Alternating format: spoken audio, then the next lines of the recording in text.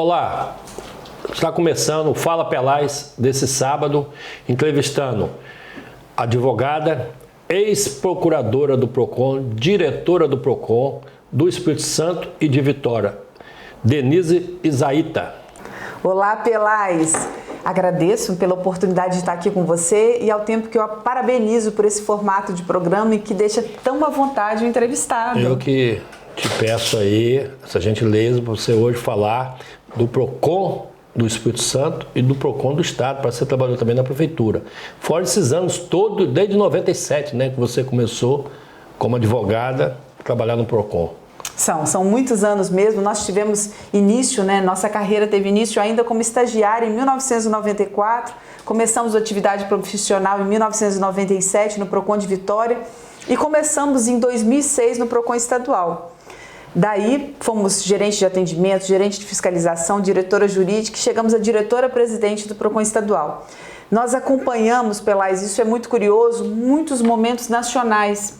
E a gente percebe, e é muito legal isso, como no comportamento socioeconômico do nosso país, do nosso estado, como o atendimento na defesa do consumidor ele se modifica. Por exemplo, nós tivemos momentos muito prósperos da economia, por exemplo, o boom imobiliário, em que nós atendíamos nos PROCONs muitos financiamentos de imóvel.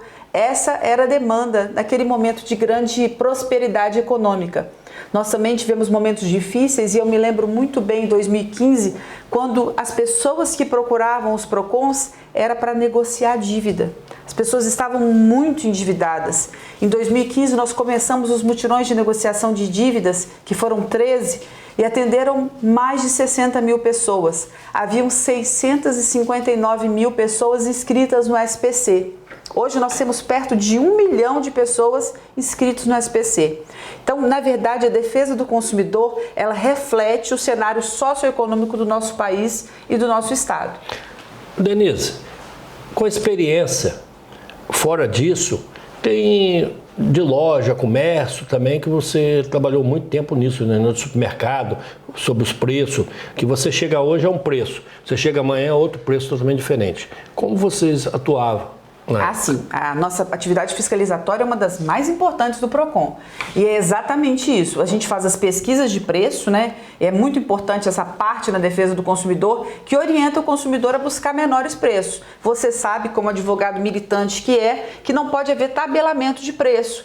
Mas a competitividade é salutar, é saudável. Deve haver competitividade. A gente tem que saber onde está mais barato. Esses dias eu estava analisando, aconteceu o negócio numa loja, o Pix, a pessoa só aceitar R$40. Pode isso? Olha, e nós até falamos sobre esse tema, não pode isso. Isso é um absurdo. Nós demos entrevistas sobre esse tema. O Pix é uma forma muito legal, é um meio de pagamento valor, né? Mais aceito no país e havia limitação. Um determinado atacado estava aceitando apenas R$40 para aceitar Pix. Isso não pode acontecer. Se você quiser comprar um pão e pagar por Pix, é seu direito. E se a pessoa chegar para comprar e o comércio falar que não vai aceitar, ele pode levar mercadoria? É isso que eu quero analisar de você. O que ele faz? Porque ele está com dinheiro para pagar, então cartão. Eles vão proibir dele levar? Veja, ele chama a polícia, chama o PROCON. O estabelecimento não está obrigado a aceitar o Pix, né? Alguns estabelecimentos aceitam, outros não aceitam Pix. Então tem que se realmente definir se o estabelecimento vai aceitar Pix. Não, aí você tem que chegar então e perguntar no supermercado, você aceita Pix ou não? Até mais do que isso, o supermercado é obrigado a informar, sinalizar normalmente junto ao terminal de caixa. Exatamente, para não constranger o consumidor. Você imagina você fazer uma compra e só saber na hora de passar a compra? Sim. Não, normalmente se aceita, mas o supermercado, o estabelecimento deve sinalizar essa informação junto ao terminal do caixa.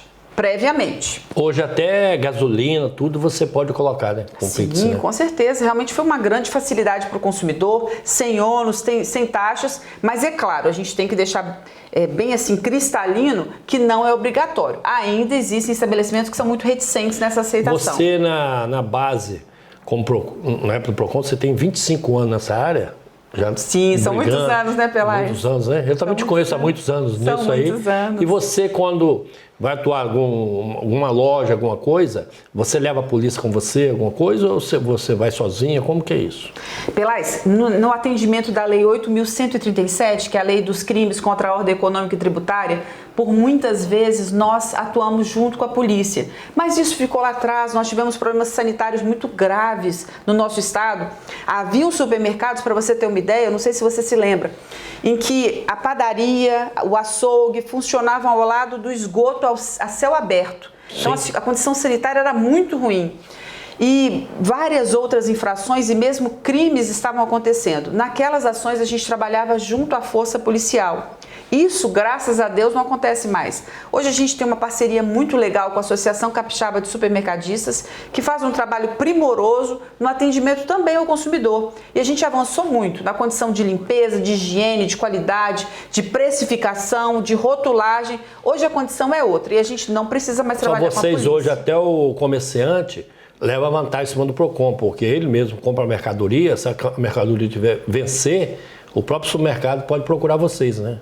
Ah, muito bom você falar sobre isso. Isso é o de olho na validade, o fiscal consumidor, foi um termo de cooperação que a gente realmente firmou. O dono do supermercado, a responsabilidade dele é muito grande. Muito grande. Aí acontece, ele vai ter que pegar a mercadoria e jogar fora, de quem que ele comprou? O que acontece? Em 2016, a gente celebrou um termo de cooperação com a CAPES que determina o seguinte: sempre que o consumidor comprar um produto vencido, ele pode se dirigir ao gerente e ter acesso gratuitamente a um produto em perfeitas condições, um produto em condições de uso.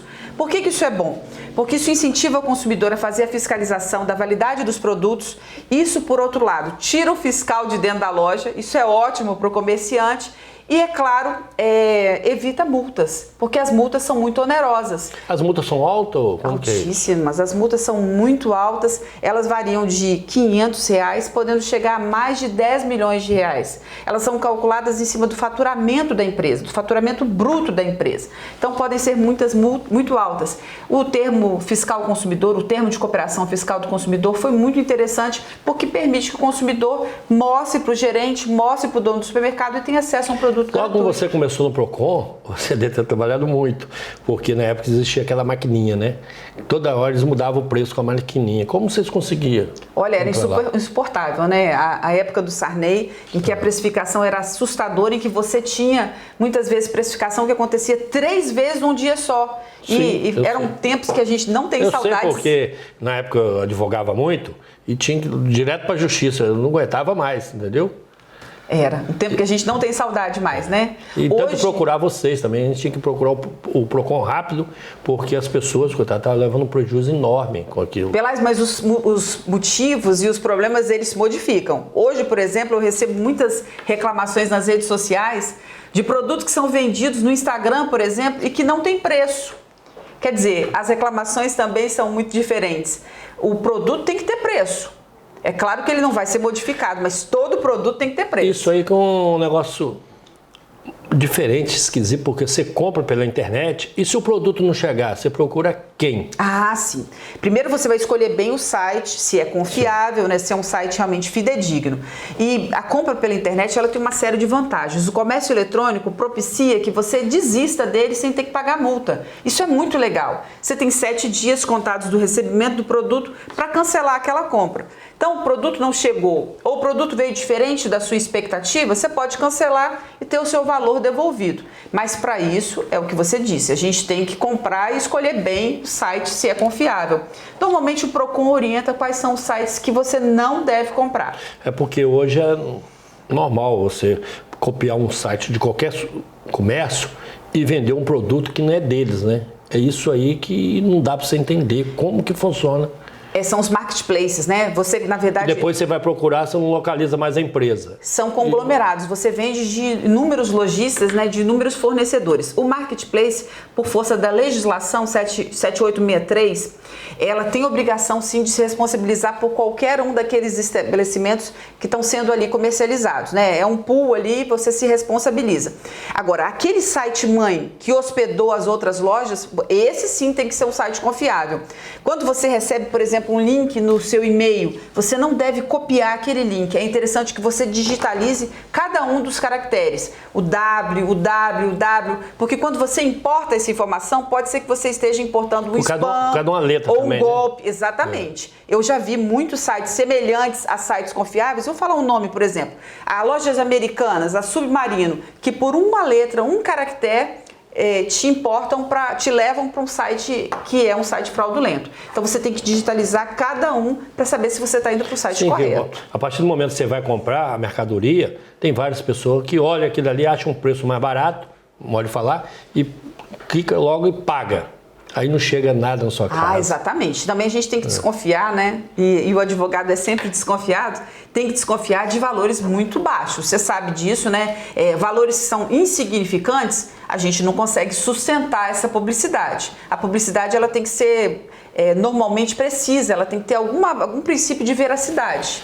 Denise, nós vamos para o intervalo e já voltamos já com outra entrevista sua. Tá ótimo.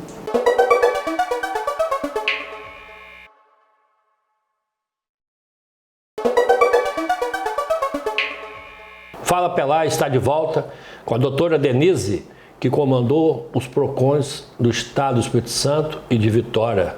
Doutora Denise. É isso, Pelás. Que bom. Essa conversa nossa está sendo muito agradável, né? E muito, e muito. Denise, eu quero te fazer uma pergunta também. Tem o Shopping Vitória hoje, tem algumas lojas que estão vendendo roupa ou peça, alguma coisa, que além de você comprar roupa, você tem que comprar sacola para levar a roupa. Pode isso? Você como diretora do PROCON? Pelás, eu tenho recebido algumas reclamações referentes a esse tema e é importante que a gente diga que o estabelecimento não pode expor o consumidor a um constrangimento. Imagina você comprar um produto e sair com esse produto sem qualquer embalagem. Na mão carregando, vamos pensar que é roubo, né? É muito constrangedor, né? A gente não pode admitir uma situação como essa. O que alguns estabelecimentos podem fazer é distinguir. Por exemplo, vender, e aí pode ser comercializado à parte, embalagens para presente, que são embalagens diferenciadas, que tragam algum atrativo a mais. Se o cliente pediu uma embalagem diferente, tudo bem. Aí com você um pode laço, com alguma característica. Se você comprar uma roupa ou comprar uma joia, tem que levar na mão, colocar no bolso. Uma embalagem mínima aí você deve ser entregue. Você vai dar um presente, como que você vai fazer para embalar aquilo ali? Exatamente. E sair da loja, né? Sair da loja com um produto na mão. Mãos nuas, isso é extremamente constrangedor. Eles vão pensar que você está roubando na loja, qualquer coisa, né? Isso, não tem que se estabelecer um limite, né? Uma embalagem mínima deve ser ofertada. Essa reclamação ontem passaram para mim, que é o Shopping Vitória, que está acontecendo isso. Agora, deve ser algumas lojas, não é todas as lojas, né? Não, acredito que não deva ser todas as lojas. O shopping não é responsável também por isso. Como que funciona isso? É o shopping que é a responsabilidade do shopping ou da loja? Não, vai ser do lojista mesmo, porque isso deve ser muito peculiar. Eu não tive acesso ainda a essa reclamação de forma específica. E o estabelecimento deve ser primeiramente informado que isso é uma prática ilegal, né? Isso não pode acontecer, um constrangimento desnecessário.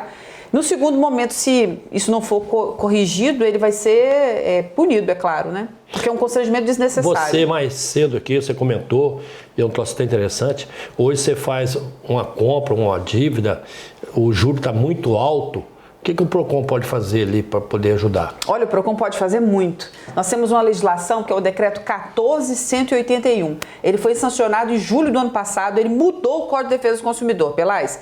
E olha que bacana. O código ele é de 1990, começou a ter vigência em 91. E quando o código foi sancionado, ele não falava em superendividamento. Isso é curioso, né? Não falava em superendividamento. Ano passado ele começou a falar nesse tema. Nós temos uma legislação que proíbe assédio moral, proíbe aquelas ligações. A pessoa que está perto de aposentar, você já ouviu falar que ela começa a receber ligação? Sim, agora está acontecendo demais, Denise. Porque a pessoa tem um empréstimo consignado, ele vai lá, pede a sua senha, eu nunca entendi por que você tem que dar a senha. Aí dá a senha, ele coloca o valor que ele deseja colocar e você vai pagar aquilo o resto da vida. E como que fica isso? Isso que eu estou te perguntando, como fica isso? Exatamente. Os juros, é claro, né? Os juros não estão baixos, né? A gente acompanha isso aí junto ao Banco Central, os juros não estão baixos. O consumidor tem que ter muito cuidado também com o empréstimo consignado. A gente sabe que são os menores juros do mercado, mas também tem que se pagar e períodos longos a pessoa fica escrava daquela dívida.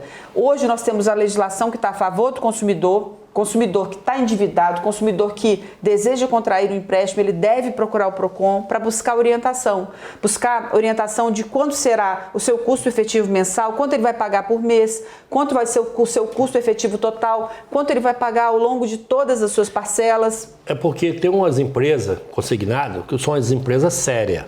Só tem aquelas pessoas que ficam na rua, na porta de banco, perguntando, você quer um empréstimo consignado?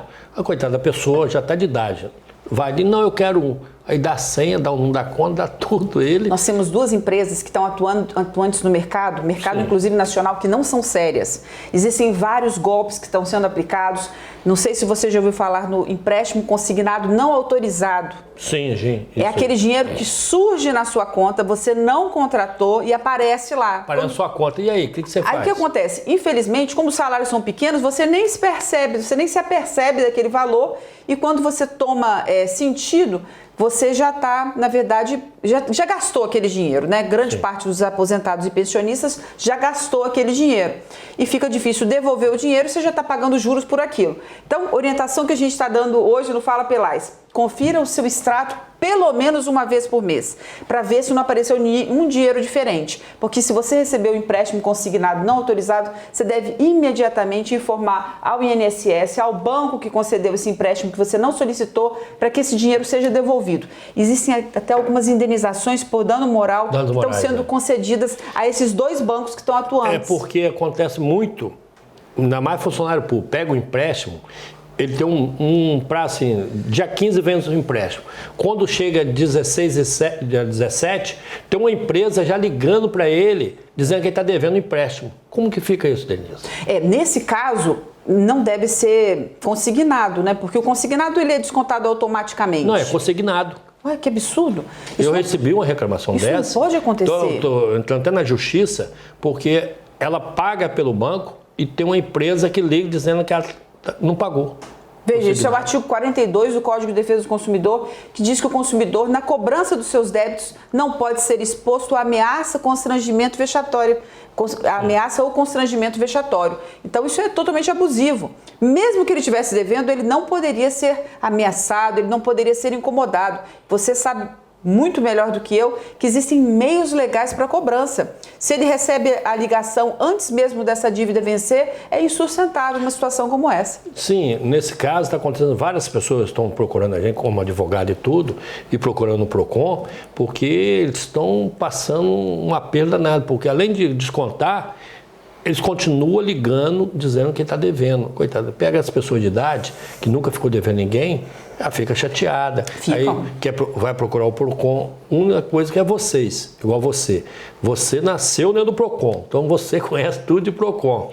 Qualquer governo tem uma pessoa igual a Denise no PROCON, o Estado só vai crescer mais, porque você vai resolver. Então nós precisamos de você no PROCON de novo. Bondade sua. Poxa, Pelais, que alegria ouvir palavras tão gentis de uma pessoa com seu quilate e sua importância. Chegando o final de ano, a gente tem que fazer um alerta para os pais. Você tem filhos jovens, filhos adolescentes, Sim. sabe bem disso. Quantos pais que passaram um aperto nesse ano de 2022 e não conseguiram pagar as mensalidades da escola? E são várias pessoas, não conseguem pagar a mensalidade. E como que fica isso? Isso pois que eu ia te perguntar. E quantas escolas que estão proibindo as provas de finais de ano, proibindo as transferências escolares. A escola pode, eu sei como advogado não, só a escola pode proibir você transferir um aluno devendo? Não pode. 9.870, a lei é uma lei federal, ela proíbe qualquer tipo de vedação, qualquer tipo de constrangimento por ocasião de inadimplência. Você não pode deixar uma criança sem estudar, né? Não pode. De dívida, não existe isso. A única vedação, vamos chamar de vedação, que a escola pode estabelecer para o aluno inadimplente é a rematrícula. Então, para aquele pai que não conseguiu pagar 2022, a escola pode falar, não vou te rematricular. Isso aí pode ir para outra escola, né? Exato, tem que ir para uma outra escola, o documento de transferência, obrigado a levar provas, o documento, levar as provas, levar tudo, né? E a gente já teve informação... Isso é bom você dar essa informação, que tem várias pessoas, coitado, fica ali perdido, contrata até advogado para resolver isso. Eu falo, não precisa. Pelais, é um absurdo o que está acontecendo. Para você ter uma ideia, os constrangimentos são tão grandes que eu recebi uma mãe que disse o seguinte: a mãe tinha atrasado algumas mensalidades e queria mudar o horário da menina, que a menina estudava. Era de manhã, queria passar para de tarde. A escola negou porque ela estava inadimplente. Tinha atrasado 2 mensalidades. Isso é um absurdo, isso não pode acontecer. Nenhum tipo de constrangimento, ameaça negativa pode ser imposto ao inadimplente. No caso da escola, pode ser negado apenas a rematrícula. Então a gente está fazendo um alerta, porque nós estamos em novembro, é a época de rematrícula, de transferência, e um alerta para esse pai inadimplente. Quer dizer, então, se o aluno ou a família não tem condição de pagar, é obrigada a escola autorizar eles ir para outra Primeiro escola. as provas. Nós estamos em época de prova, Tem o que aluno fazer vai as fazer a provas. prova, vai ter lá o seu resultado, o seu boletim e depois o histórico e transferência. E outra, jamais também pode estar escrito ali que está devendo a escola. De né? forma alguma. Isso vale para a escola, isso vale para a faculdade, isso vale para tudo, tá, Pelais? Vale para tudo. É um alerta que a gente está aproveitando aí a audiência do Fala Pelais para estar falando com você, pai, que você não pode ser exposto a nenhum tipo de situação constrangedora ou vexatória e muito menos seu filho. Sim, esse negócio da escola é muito importante, porque hoje qualquer criança realmente tem que ter educação e levar para a escola. Se a escola está querendo tirar a criança, igual já aconteceu comigo, como advogado da família me procurar, doutor, me ajuda aí que estão querendo tirar meu filho da escola e falar que não vai dar autorização para outra escola. Então isso é muito importante Não, mesmo. isso é importante, a gente precisa falar sobre isso, isso é inadmissível, além de inadmissível, isso é ilegal. Lei 9.870/99, para aquela pessoa que está nos assistindo, se quiser conferir, tá tudo lá, tá tudo informado lá, assim como também os reajustes. Só pode ser dado um reajuste por ano e agora, quando você for fazer a matrícula do seu filho ou a rematrícula, você sabe todos os valores que serão praticados no próximo Vou fazer ano. uma pergunta. Por que a escola cobra o seguinte? O filho vai fazer a matrícula. Se eu matricular meu filho há 2 a 3 meses atrás, é mais barato que no dia da matrícula. Pode acontecer isso? Olha, são adiantamentos. Na verdade, a matrícula não pode ser cobrada, Pelais. O que vai ser cobrado Não, vai ser... isso já aconteceu, eu já trabalhei como advogado, do valor na matrícula, vamos colocar no final do ano, é um valor. Antes é outro valor. Pode acontecer isso? Não pode acontecer isso. São percentuais. Normalmente a matrícula ele equivale a uma mensalidade. A gente pode fazer o pagamento em novembro, a gente pode fazer o pagamento em dezembro, pode ser diluído a anuidade em 12 parcelas ou em 13 parcelas. Tem que se verificar isso. Doutora Denise, então se eu não tiver condições, se a família não tiver condições de pagar a rematrícula, ela pode colocar na mensalidade? Sim, claro. Isso é que é importante. Não pode ser cobrado matrícula. Matrícula não pode ser cobrado. A senhora, como diretora de PROCON, desses anos todos, há 25 anos, então é uma experiência para só passar aí para quem está assistindo saber da verdade, né? Sim, é a mesma legislação, a gente está falando sobre ela porque o momento é um momento bastante importante, né? Novembro é uma época de matrícula, de rematrícula e, de fato, o valor não pode ser cobrado. O reajuste, ele tem que ser anual. A gente vai saber agora todos os valores que vão ser cobrados no próximo ano, 2023. É importante que a gente esteja falando isso para dar um alerta para o consumidor, um alerta para o pai, um alerta para abusos que acontecem todos os anos. Todos os anos você vai no PROCON, você ouve essas reclamações dos pais, que a transferência está sendo negada, que as provas estão sendo impedidas de realização. Então é um alerta importante. Que hoje o PROCON, quando começou, mesmo quando você começou no PROCON, tinha poucos funcionários. Hoje você vê o PROCON, é uma secretaria mesmo, né? Cresceu muito, desenvolveu muito. Cresceu demais, Pelais, cresceu demais. Eu falo para você, a estrutura do PROCON estadual, por exemplo, eu trabalhei no PROCON estadual até 2018. Quando eu entrei no PROCON estadual... Quantos anos você trabalhou lá? Eu entrei no PROCON estadual em 2007 e fiquei até 2018. Quando eu entrei no PROCON estadual... Você passou vários governos lá, né? Vários. Nós tínhamos 15 mil reais no Fundo Estadual de Proteção. Você começou mesmo no governo do Paulo Artung, né? Sim. Passei pelo governo do Casa Grande. Paulo Artung que criou o PROCON, não foi isso? Sim. Não, ele criou o PROCON de Vitória. Municipal, que ele era prefeito, né? Exatamente. Isso em 1994. É uma história, né? Uma história. Quando nós deixamos o PROCON estadual, nós deixamos com 23.400.000 reais. Esse é o fundo estadual. E deixamos uma recomendação de compra de sede própria. Você trabalhou no PROCON com o governador Casagrande também, né? Sim. Trabalhamos sim. No segundo mandato dele, não, no primeiro mandato dele, nós estávamos no governo do Casagrande. Porque hoje a dedicação do PROCON é muito bacana, destaca muito. Hoje, na estadual mesmo, nós temos o Rogério, a Taíde, que está desenvolvendo o PROCON bem mesmo. O Rogério foi nosso colega à época que eu estive no PROCON estadual. Ele foi de Cachoeiro, PROCON né? de Cachoeiro. Nós fomos a Cachoeiro e realizamos um mutirão de negociação de dívidas em parceria com o Rogério. O Rogério hoje é um grande trabalhador do PROCON. Sim. E ter uma pessoa igual você do lado vai ser muito importante. Sim, Isso o governador Casagrande tem que aproveitar você. entendeu? Que a experiência que você tem sobre o consumidor é muito importante, não é qualquer pessoa que estuda do jeito que você estudou para isso, entendeu? Nós trabalhamos juntos, né? Os PROCONs, eles trabalham, PROCON de Vitória, PROCON do Estado, trabalham interligados. E é muito bacana que a gente tenha pessoas vocacionadas em todos os PROCONs. Não adianta o PROCON de Vitória trabalhar bem e o PROCON de Vila Velha não trabalhar bem. O PROCON de Cariacica não trabalhar bem. Nós temos todos que trabalhar de uma forma... Tem que estar unido, né? Unido. O PROCON estadual tem que trabalhar bem, porque o PROCON estadual, sobretudo, ele dá um apoio a todo o estado do Espírito Santo. Então a gente tem que realmente brigar. Por exemplo, essa lei que eu fiz referência, 14.181, nós precisamos, Pelais, instalar núcleos de atendimento ao superendividado em todo o Espírito Santo. Todo o Espírito Santo, porque as pessoas estão endividadas, elas estão sofrendo assédio moral, elas estão sendo cobradas, estão sendo humilhadas e elas não têm onde renegociar suas dívidas. Elas não conseguem ligar cartão de crédito, financeira, banco, eu preciso renegociar meu débito, porque eu não estou conseguindo mais subsistir. E também quando você liga quase uma hora no telefone, né? E fala com uma máquina. Outra medida, eu não sei o que você pensa sobre isso, gostaria de saber sua opinião. O auxílio emergencial abriu a possibilidade de você tomar emprestado, fazer empréstimo consignado no auxílio emergencial. Eu tenho muito temor com relação a isso. Por quê? Porque o auxílio emergencial, ele visa a subsistência. O valor é muito pequeno. Imagina você ter um valor muito pequeno e sobre esse valor você ainda poder se endividar. Então isso me preocupa. Doutora Denise, muito importante a sua presença aqui. Só estamos chegando no final. Gostaria que você colocasse as considerações do Fala Pelais aqui na Rede TV e vamos convidar você de novo. Olha, as considerações não poderiam ser outras do que um agradecimento muito grande a você, Pelais. Parabéns por esse programa que tem trazido tantos capixabas aqui. Uma liberdade muito grande, uma espontaneidade muito grande. Agradecer à Rede TV por esse momento, por essa oportunidade. Desejar sucesso para o seu programa. Obrigado. E na hora que precisar, estaremos aqui de volta. Muito obrigada. De antemão, eu já me coloco à disposição para outra oportunidade. Obrigado, te agradeço. O Fala Pelais fica por aqui. Até semana que vem.